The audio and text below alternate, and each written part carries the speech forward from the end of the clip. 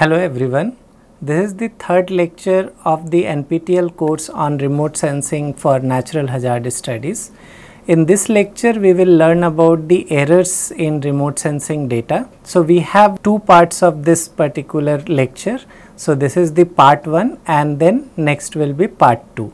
So we will start with the errors in the remote sensing data. So what are the sources of errors that you can see here? So when sun is illuminating this particular ground, then some of the energies are getting reflected and it is reaching to the sensor, and in between we have atmosphere which has the cloud coverage as well as the atmospheric constituent in terms of aerosol, gases and the dust particle. So that also interact with the incoming radiation.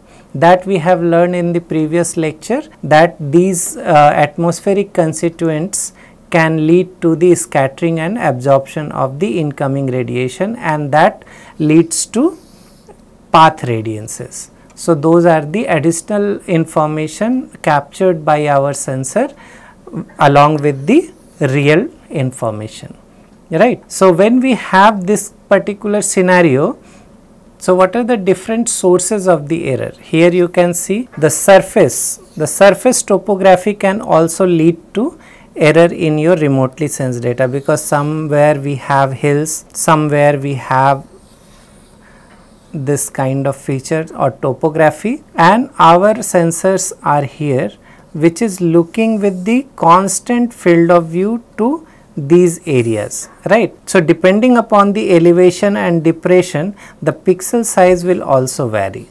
Along with that, earth is also rotating in its axis, that also introduces error into our data, right. So this is the path of our satellite. Now coming back to this atmosphere, these atmospheric constituents that will also interact with the incoming radiation, and that will give some error in our data. It is also possible that our instrument, that our sensor, one of the detector or a few of the detectors can stop working temporarily or maybe completely. So such scenario, we have many sources of the error in our remote sensing data. Now here you will understand it better.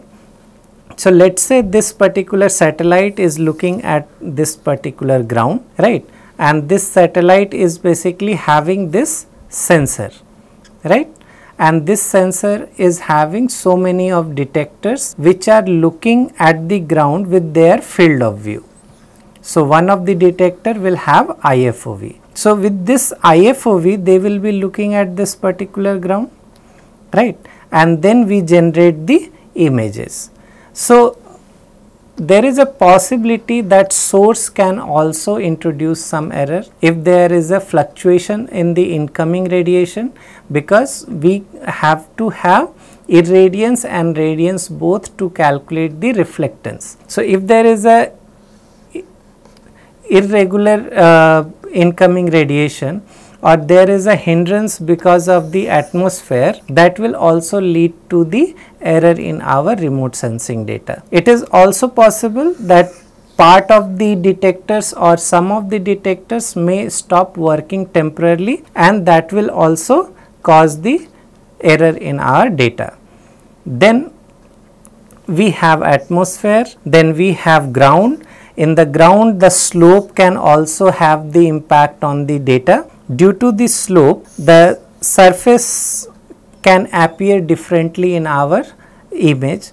That is also a kind of error, right. So these errors are together found in remote sensing data. So we have to be very careful while using this satellite images in our analysis. Before that, we have to remove these errors from our remote sensing data, right.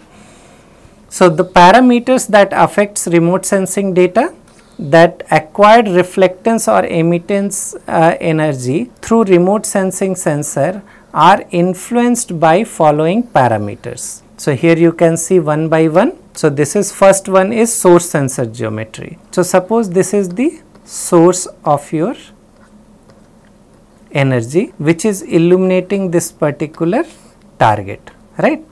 So this is the target, and then it is getting reflected and it is getting captured by this particular sensor.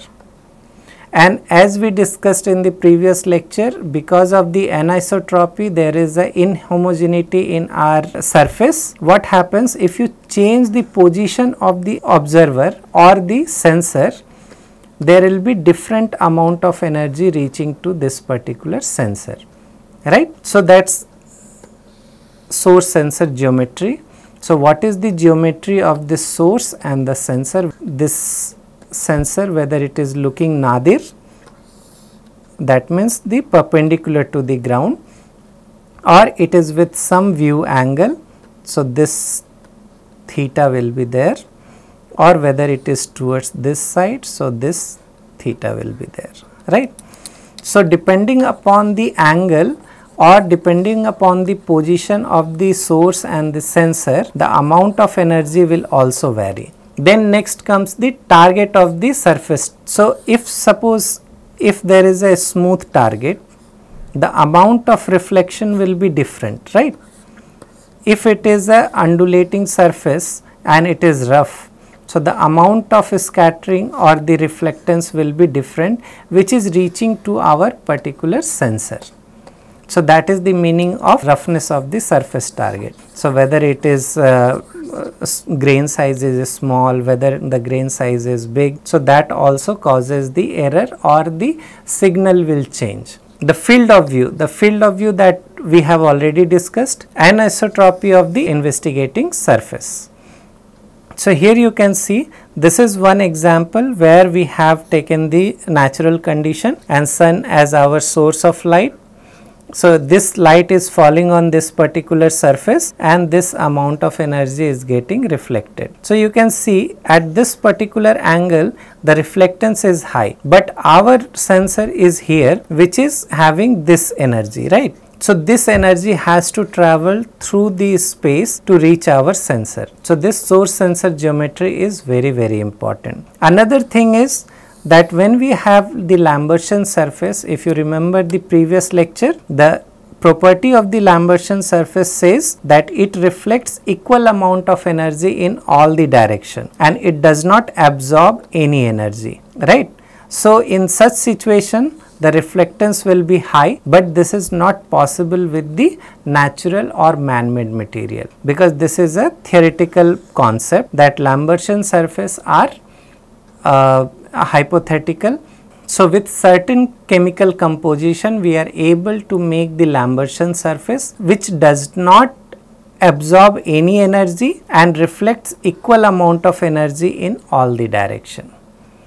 So here you can see the effects of source sensor geometry and the field of view. So here you have the position of the source, whether it is here or whether it is here, that will also have the impact on the data. So here the angle will be theta by 2, here this is theta. So depending upon the position, depending upon the field of view of your sensor, the amount of data or the amount of energy that is getting acquired by your sensor will be different. So whenever you are correlating with the ground measurement or when you are upscaling the ground information, then you have to take care of the angle of measurement, the source sensor geometry.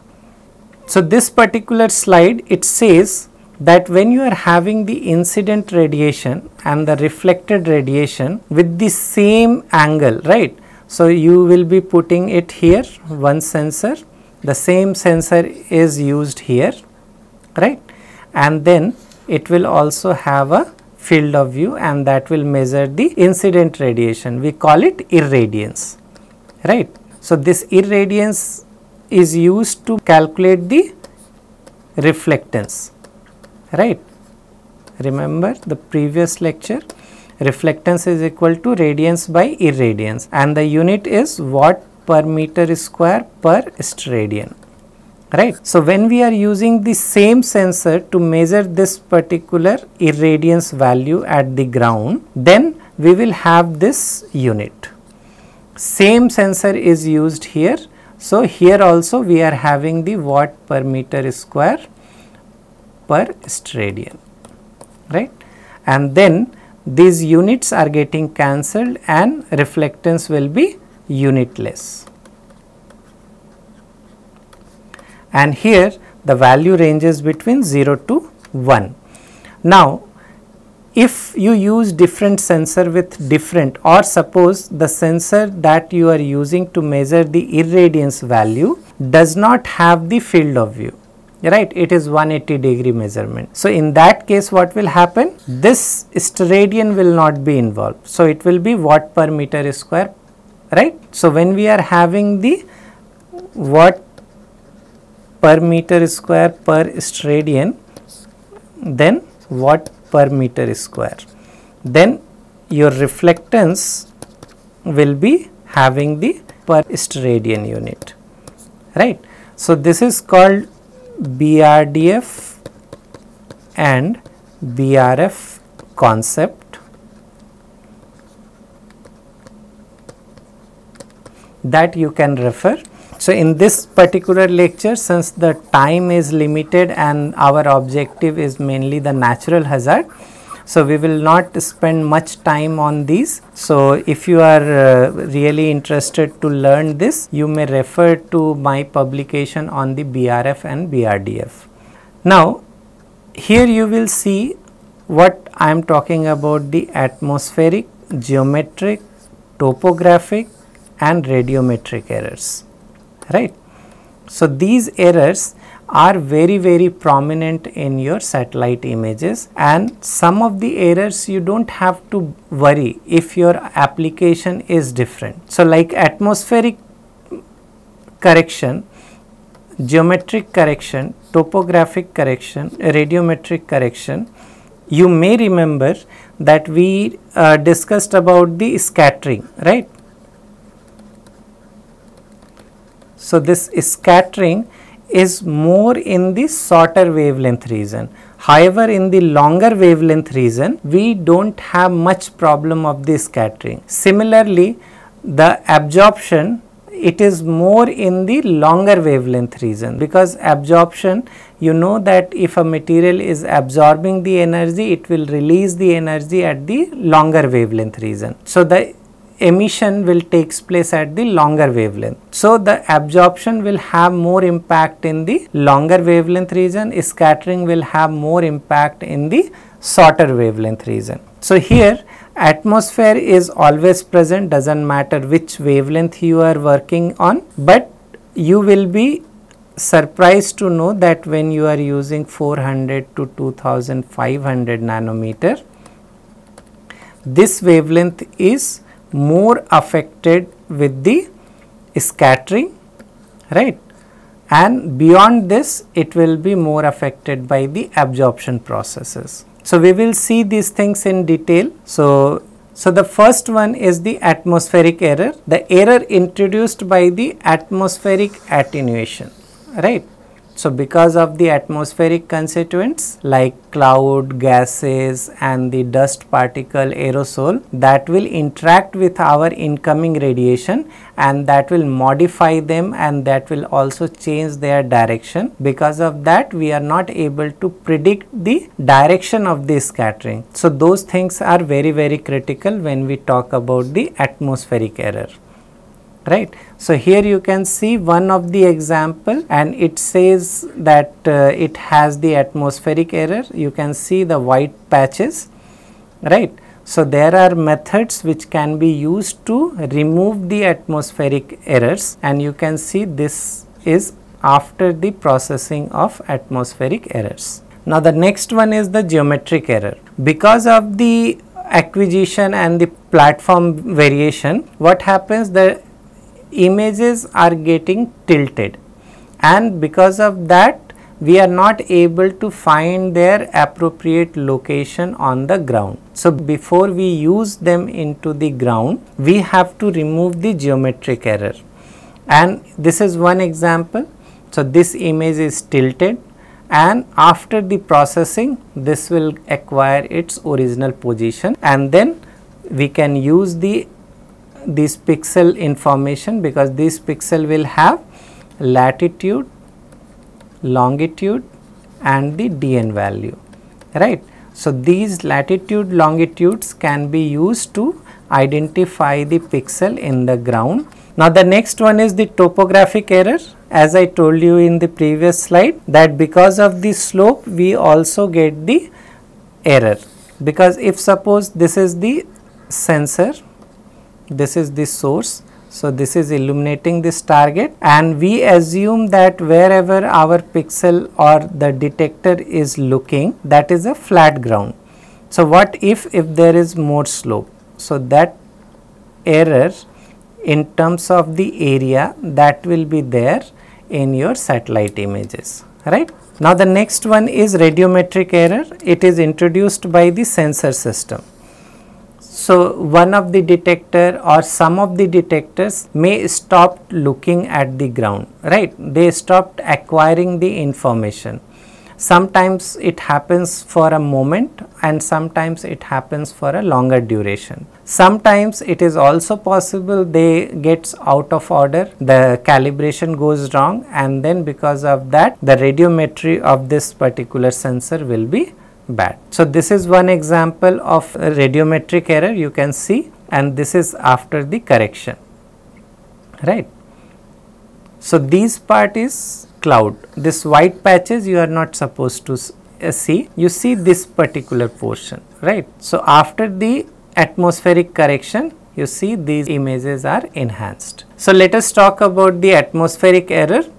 So atmospheric attenuation introduces error in the satellite or airborne images. Atmosphere is composed of various stable and variable constituents. So here the nitrogen, oxygen and several inert gases are consisting the 99.9% of the total air. Carbon dioxide, water vapor, solid and liquid particles contributes to the variable components that may vary with region, season and weather condition. Because you might have experience in your area that during the summer you will have more dust, right. In winters it will be very less. During the rainy season you will have different problems. So this weather condition varies season as well as region wise, right.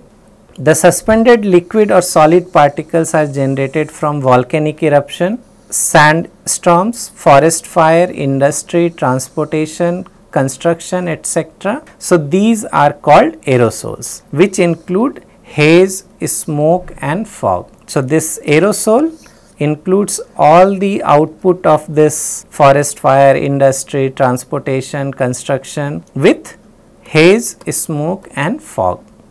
The atmospheric correction is a process which the effect of atmospheric attenuation on the satellite images can be removed. So this is very important step in using the remote sensing.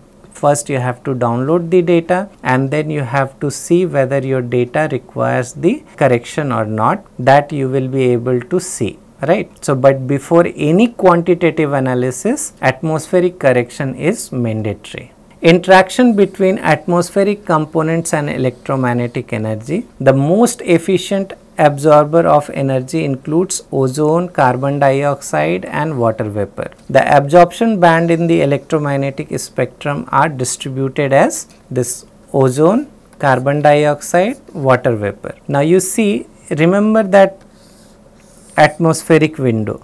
So here we had this kind of spectra, right, and this was the transmittance,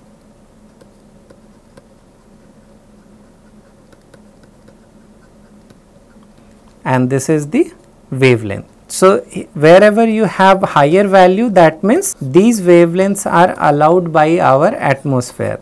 This is just an example, right, this is not the real spectra. So when we refer to the atmospheric correction, these gases plays a significant role. So you can see the first one, the ozone, it has characteristic feature at 0.22 to 0.32 micrometer, then at 0.6 micrometer, at 4.7 micrometer, 9.6 micrometer and 14 micrometer. So these wavelengths are getting affected by the ozone layer, right. Then comes the carbon dioxide. So 1.4, 1.6, 2 micrometer, 2.7, 4.3, 4.6, 5.2 and 15 micrometer are affected by the carbon dioxide. Then comes the water vapor. This is 0.94, 1.1, 1.38, 1.87, 2.7, 3.2 and 6.3 micrometer. So these wavelengths will cause the error in your data. Why? Because these will not allow these energies to pass through our atmosphere, right. So now we will look at this particular problem with different perspective. Now let's say you have a satellite image, you have sun, right, it is illuminating this particular area. This sensor is looking at this particular ground, right, and your spectra is, you are generating multiples of images, and those multiples of images you can consider one of the pixel, and then you will be generating this particular spectra, this kind of spectra, right. So this is reflectance, this is wavelength. Now this might be because of the surface, but if you refer to this carbon dioxide and let us say this is 2.7 micrometer. So at 2.7 micrometer you will get the noises, right, because of this presence of the carbon dioxide. So for earth exploration people this might be treated as error. However, for the atmospheric scientist this is the data, right. So this is the data. So what we will do, they will be using this particular wavelength region and the behavior or the signal which is present here to study the presence or how the carbon dioxide is distributed in that particular region, right. So this is one of the very important aspect that I wanted to discuss. Now another thing is, even to correct the atmospheric component, atmospheric errors, what we do is we try to use these in characteristic absorption feature, and then we estimate the amount of carbon dioxide present in that particular region, and then that will be used to correct the atmospheric errors, right. So this will be your input and this is your output, right. So correction for molecular absorption and scattering by the stable components are easy since they are non-variable in space and time. So the molecules which are stable, the stable components of our atmosphere, that is very easy because we know that these particular gases are always present in the atmosphere. So the absorption and the scattering of those gases can be modeled and can be removed directly from the data. Atmospheric correction mainly involves estimation of the influence of water vapor and aerosol, right. The surface characteristic and the received energy are connected by the radiative transfer model. So this is one basic equation that has been used in remote sensing, where L is the radiance. When you calculate the radiance, we use the observation angle coordinates, relative azimuth between the solar direction and the observational direction, zenith angle, aerosol optical thickness, single scattering albedo, scattering phase function. These informations are required to calculate your L, right. So this is your L.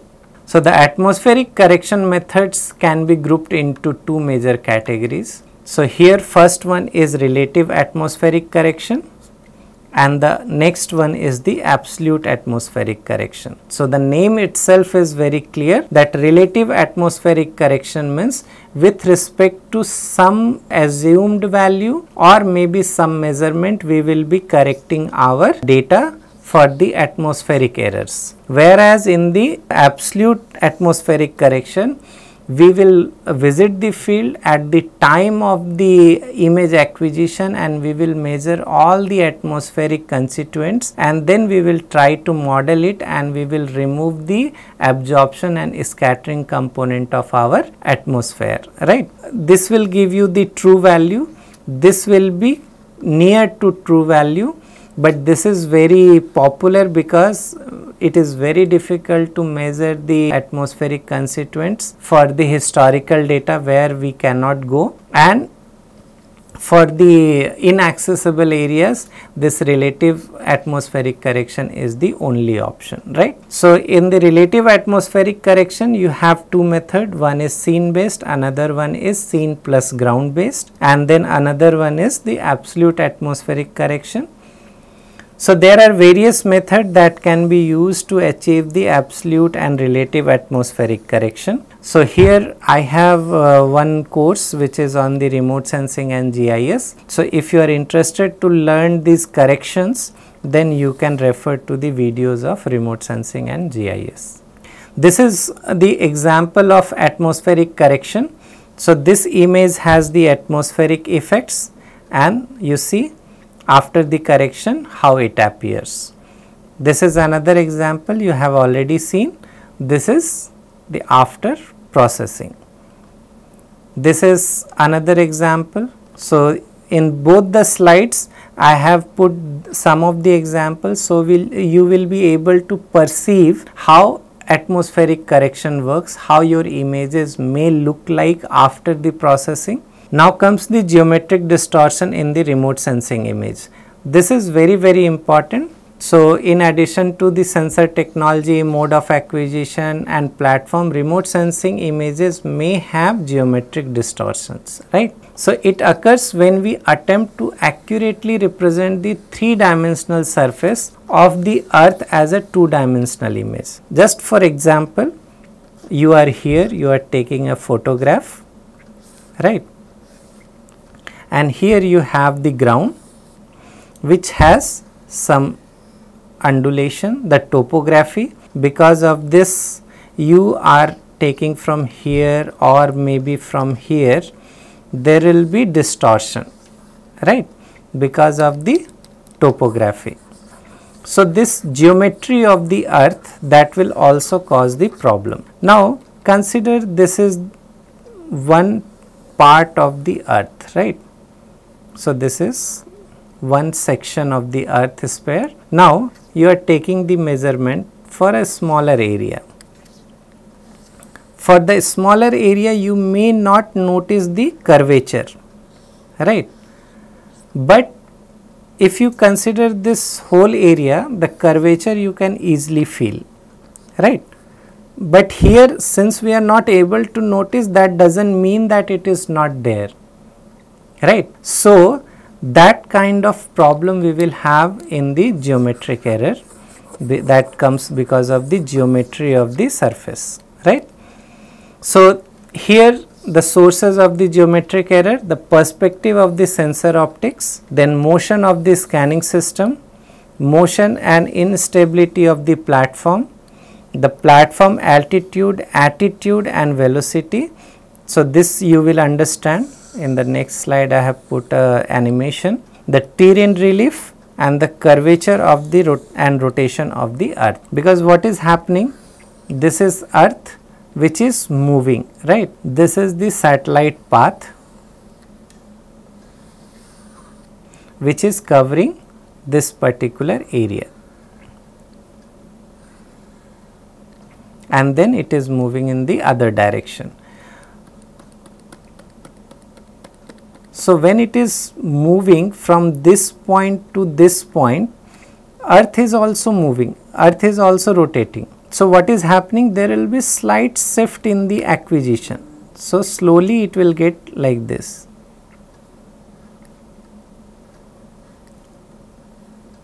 right. So, this will get shifted, the scene from here to here, that will get shifted, maybe this side, right. So, this kind of error will lead to the geometric error. that we need to correct before we use these images in our analysis. So it removes the geometric distortion and place individual pixel at their proper map location. So this geometric distortion, suppose nowadays we all are using the Google Maps, right? And whenever you click a photograph with your mobile camera and you see in the history of the Google, you will find that it will show that this is the globe and you have taken few photographs here, few photographs here, few photographs here, right? So how it is located, that part of this world you have visited and you have captured so many photographs, right? Why? Because these images are basically having the latitude, longitude. They are geotagged. Geotagged means they are having the location values. So these location values will help you to place the pixel which is captured through a sensor in its original position, which was not possible in the raw data because of the geometric error. So here the geometric correction will place the individual pixel at their proper map location and the geometric distortion will be removed, right? It also allows to estimate accurate distance, area and direction information.